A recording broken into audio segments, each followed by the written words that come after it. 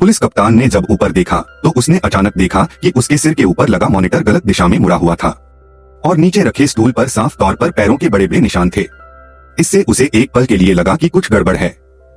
वह मैनेजर से पूछने ही वाला था कि मैनेजर ने मॉनिटर की तरफ देखते ही अपना चेहरा बदल लिया और तुरंत सबसे अंदर वाले कमरे की तरफ दौड़ा, क्योंकि उस कमरे में रखी तिजोरी में ग्राहक के लिए करोड़ों डॉलर के दक्षिण अफ्रीकी हीरे रखे थे। एक बार ऐसा करने पर जो नुकसान होगा उसकी कल्पना भी नहीं की जा सकती।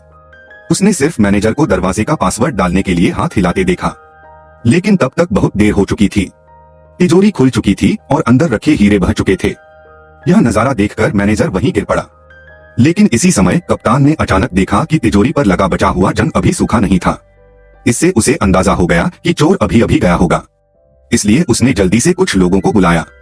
इमारत के बाहर निकलने का रास्ता रोकने के लिए जरूरी लोगों को तैनात कर दिया गया। बाकी लोग जांच के लिए कतार में खड़े हो गए। 2 घंटे बीत गए। इमारत के लगभग हर कोने की तलाशी ली जा चुकी थी, लेकिन चोर का कोई सुराग नहीं मिला। जब सबको लगा कि चोर इमारत से भाग गया होगा, तब कैप्टन को अचानक अपने पैरों के नीचे कुछ महसूस हुआ।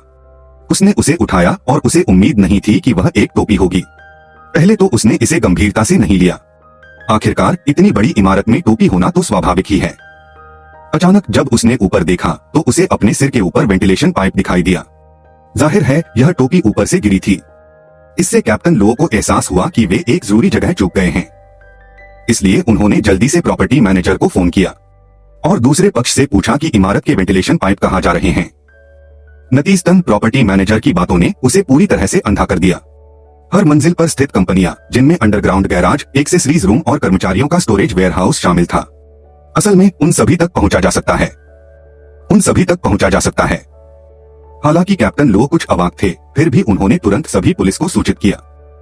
लेकिन जहां तक प्रॉपर्टी मैनेजर द्वारा बताई गई जगहों का सवाल है, जैसा कि उम्मीद थी, जैसे ही वे भूमिगत पार्किंग स्थल पर पहुंचे, उन्हें अचानक एक चीख सुनाई दी।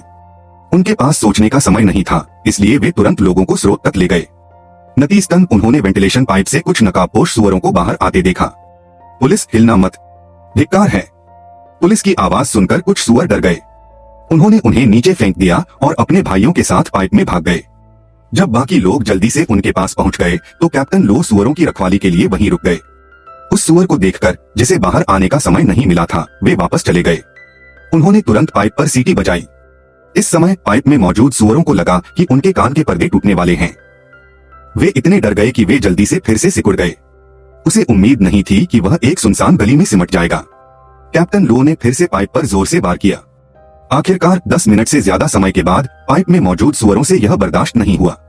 उसने खुद आगे बढ़कर बाहर निकलने की कोशिश